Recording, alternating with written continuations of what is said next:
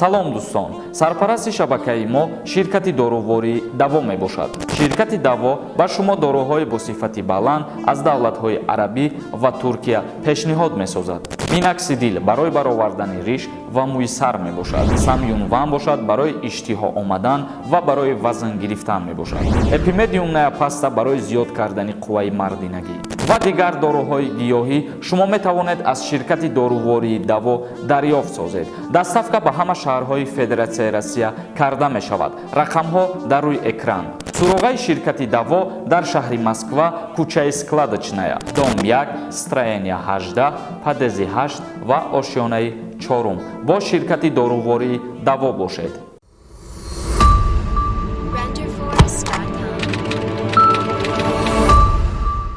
ассалому алайкум ба ҳама тамошобинони барномаҳои Сорбон Сафаров канали Юристиҷей. Видеои имрӯзаи мо оиди иҷозат додани Росавиатсияи Федератсияи Россия барои парвозҳо бо 4 шаҳри Ҷумҳурии Тоҷикистон. Ин мавзӯъ аллакай дар чандин шабакаҳои дигар пешниҳод шудагӣ ҳастай, вале баҳри нафарҳое ки дар канали мо танҳо ахборотҳои моро интизор мешаванд, баҳри ҳамон нафарҳо мо ҳозир мефаҳмонем. Росавиатсияи Федератсияи Россия бо як фармони нав бо 4 шаҳри Ҷумҳурии Тоҷикистон парвозҳои худша иҷозат дод бо 3 ширкати ҳавопаймоии дохилии худаш, яъне ки ширкати ҳавопаймоии Уральский авиалиния, Сибир ва Северный ветер. Иҷозати парвозҳои мунтазам бо Душанбе, Хуҷанд, Кӯлоб ва собиқ Қурғонтепа феълан бохтарро гирифтанд. 4 шаҳри Ҷумҳурии Тоҷикистон мо гуфтем, Душанбе, Хуҷанд, Кӯлоб ва Қурған дар назар аст. Ва ин 3 ширкате ки мо номбар кардем, гуфтем ки парвозҳои мунтазама Росавиатсия иҷозат дод. Мутаассифона дар инҷа як мушкилие. Мушкилиш ҳаминае ки Росавиатсия иҷозат додагӣ ҳастай ба ин 3 ширкат ки парвозҳои мунтазама ба 4 шаҳри Ҷумҳурии Тоҷикистон барқарор кунанд, вале аз ҷониби ин ширкатҳо то ҳол анамун рӯйхат пешниҳод шудагӣ нестай баҳри шахсиятҳое ки мехоҳанд сафар кунанд ба Тоҷикистон ё ки аз Тоҷикистон ба Федератсияи Россия. Ва умедвор ҳастем ки рӯзҳои наздик ширкатҳое ки мо номбар кардем рӯйхати парвозҳои худшона пешниҳод мекунанд, чунки аллакай аз ҷониби Федератсияи Россия иҷозат додагӣ ҳастанд. Бародарони азиз, як чизи дигара боз ба шумо хотиррасон мекунам, нодуруст нафаҳмед ҳамин чизе ки вақте мо гуфтем аз ҷониби Россия иҷозат додагӣ ҳастанд, оли бисёри нафарҳо боз мефаҳманд ки Тоҷикистон иҷозат додагӣ нест. Тоҷикистон аз моҳи августи соли 2020 барои парвозҳоша барқарор кардан омода дидагӣ буд ва то ҳол омода ҳастай. Дар инҷа ҳамин ширкатҳое ки мо номбар кардем ширкатҳои дохилии Россия мебошанд ва ин ширкатҳои Россия рӯйхати худшона пешниҳод ки карданд, ана ҳамон рӯз баъд парвозҳо шурӯъ мешаванд. Ва боз тибқи санади нашркардаи Росавиатсия, парвозҳо ба шаҳрҳои мазкури Ҷумҳурии Тоҷикистон метавонанд аз Новосибирск, Перм, Астрахан, Красноярск, Казан, Самара, Уфа, Москав анҷом дода шаванд. яъне ки анами шаҳрҳое ки мо номбар кардем, аз ҳамин шаҳрҳо ба 4 шаҳри Ҷумҳурии Тоҷикистон парвозҳо метавонанд ба анҷом расонида шаванд. ва инчунин қайд кардан мумкин аст ки ин иҷозатномадиҳӣ ва бозхондҳо дар ҳолеанд ки дар ҷадвали парвозҳо хатсайрҳои номбаршуда ҳанӯз мавҷуд нестанд. таъкид шудааст ки иҷозатномаи Росавиатсия танҳо ҳуқуқи анҷоми парвозҳоро медиҳад, аммо онҳоро ӯҳдадор намесозад ки дар ин масирҳо ҳатман парвоз анҷом диҳад. яъне ки Росавиатсия иҷозат метиҳад ки парвозҳошона шурӯъ кунанд ва шурӯъ кардани парвозҳо ё ки рӯйхат мондани парвозҳо вобаста мебошад аз ҳамун ширкатҳое ки Росавиатсия худаш иҷозатшон додагӣ ҳастай.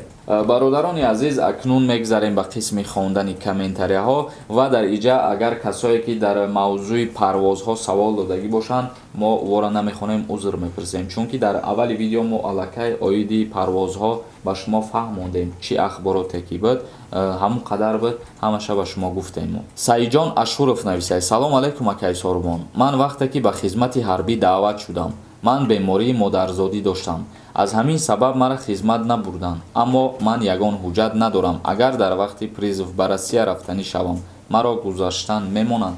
албатта мемонанд гузаштан ва хубтар мешавад бародари азиз ки дар ҳоле ки ба ҳамун военкомат рафтен ё ки дар ҷое ки шумо қарор дорен ба военкомати ҳамун ноҳияи хитон муроҷиат кунед ва якта воени билети нигодни дастрас мекунед. Зубайдова нависад: салом акаи Сорбон, илтимос ҷавоб диҳед. ман боварӣ дорам ки ҳамада лозимай.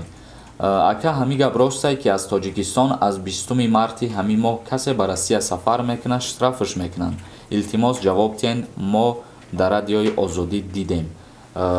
ин ягон ҳақиқат надорад ки касе ба Федератсияи Россия сафар мекунад, штрафш мекунанд. дар ҳоле штраф мекунанд ки ғайриқонунӣ сафар карда мераванд. яъне ғайриқонунӣ гуфта мо ҳамира дар назар дорем ки ҳуҷҷатҳои тиббӣ тайёр мекунанд ва мераванд дар Федератсияи Россия ба кору фаъолият машғул мешаванд. ва агар касе ки ба асос мерава, ин габи ягон ҳақиқат надорад ки ваяз штраф кунанд барои рафтанаш. Манонов Бахтиёр нависад: салом брат, се бародарам гражданини Россия, ман метавонам ки пешон бирам. бародар, агар 10 бародартан гражданин бошад, ту наметавонӣ ба воситаи шаҳрвандӣ доштани вайҳо вориди Россия бигардӣ. танҳо ба воситаи падар ва модар мешавад ки асос бишава ҳамун чиз, шумо дохили Россия бишед. Ғарибачаи Фархор нависад: раҳмат акаи Сорбон ки саволат ҷавоб метаҳед. ҳамун одамое ки нав омадагиам барои табобат мерем Россия дурӯғ гуфта патент карда метавонанд ё не? пешакӣ раҳмат. тансиҳату хонаобод бошӣ ака.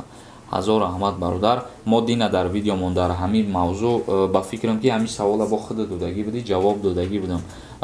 айрӯи қонун бигирӣ, агар мумкин нестай касе ки мерава ҳуҷҷати тиббӣ мекунаву дар Россия кору фаъолият мекунад.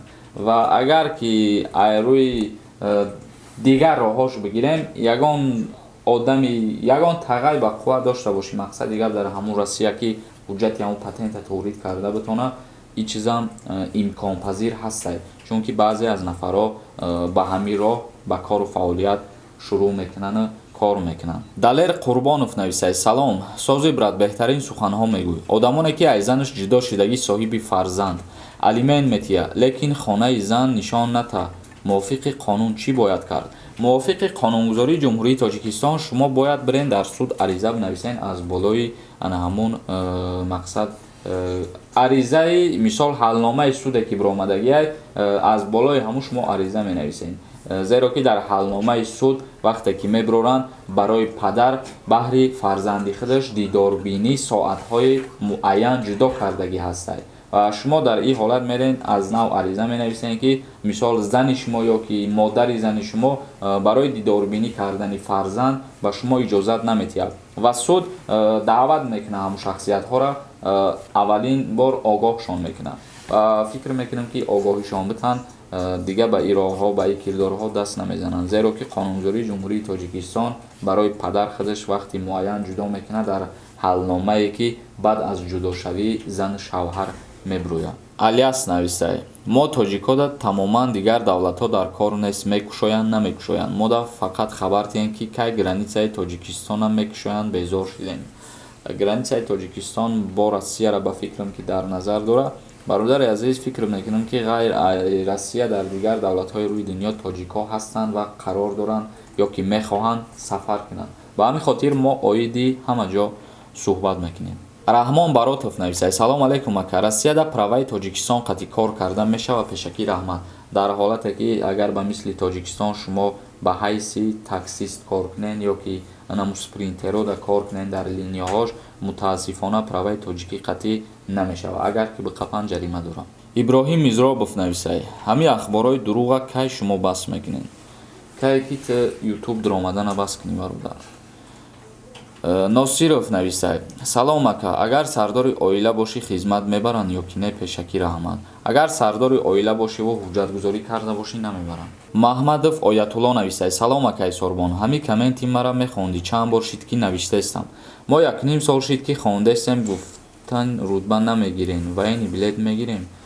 дар ҳоле ма гуфтам рутба намегирем ки мутобиқи қонунгузории нав тағйир ва иловаҳо ворид шудагиак, шахсиятҳое ки вайни кафедра мехонанд, мисол вайҳо вайни билет ё ки рутба намегиранд. баъд аз буд кардани донишгоҳшон мераванд 1 сол хизмат мекунанд, баъд соҳиби ҳамин чиз мешаванд. ғолиб назаров нависад: салому алайкум акаи Сорбон, 7 бор шид менависам, ҷавоб наметаҳед. ҳамин халқ меган регистратсия кунед, меган кадандар кора, ҷавоб битаҳед, пешакӣ раҳмат. ҳукумати Федератсияи Россия барои мигрантҳо то тобистони соли 2021 баъзе сабукиҳоро продлит кард, яъне ки аз ҷумлаи нами регистратсия кардани муҳоҷиро.